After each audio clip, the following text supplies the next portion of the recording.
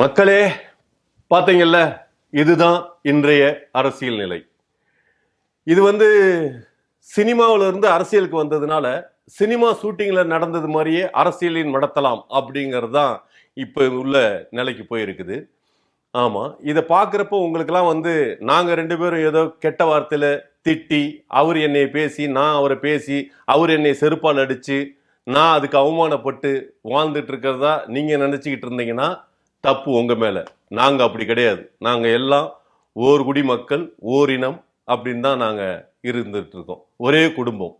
அவர் குடும்பம் வேற இல்லை, எங்கள் குடும்பம் வேற இல்லை. எல்லாம் ஒரே குடும்பத்துக்குள்ளார இருக்கிற ஒரே நபர்கள் தான்.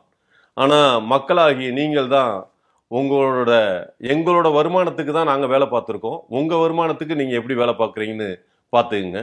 இப்போ அவர் திட்டினதெல்லாம் நீங்கள் தவறாக எடுத்துக்காதீங்க. சினிமா ஷூட்டிங்கில் ஒரு வில்லனானவன் நம்மளை திட்டுவான். இப்போ ஆஸ்ஃபார் நான் சினிமாவில் டைரக்டராக இருக்கிறதுனால அதை பற்றின விஷயத்தை நான் உங்களுக்கு புரிய வைக்கிறேன். சினிமா ஷூட்டிங்கில் ஹீரோவை வில்லன் திட்டுறான் அப்படின்னா வில்லன் உண்மையிலேயே அங்கே திட்டுறது கிடையாது. அந்த ஷாட் முடிச்சதுக்கு அப்புறமே அவங்க ரெண்டு பேரும் கைகோர்த்து பேசி ஓரமாக போய் உட்காந்து சந்தோஷமாக நிகழ்வுகள் நடத்துவாங்க. இப்போ கில்லி படத்தில் பிரகாஷ் ராஜ் தான் வில்லனாக இருந்தார். அதிலே அந்த படத்திலேயே சண்டை போட்டு முடிஞ்சு போயிருந்தா அடுத்தடுத்த படமும் அவங்க சேர்ந்து நடிக்க வேண்டிய அவசியம் இல்லை. அதெல்லாம் புரிஞ்சுக்குங்க. சினிமா வேற, வாழ்வியல் வேற. அதனால சினிமாவும் அரசியலும் நிரந்தர எதிரிகளும் இல்லை, நிரந்தர நண்பர்களும் இல்லை அப்படிங்கிறத முதல்ல மக்களாகி நீங்கள் புரிஞ்சுக்குங்க. ஆமா, நீங்க சண்டை போட்டுக்கிட்டு ஒருத்தருக்கு ஒருத்தர் அவன் அந்த கட்சிக்காரன் இவன் இந்த கட்சிக்காரன் நீங்க உங்களுக்குள்ளார எதிரியாகி பேசாம இருப்பீங்க.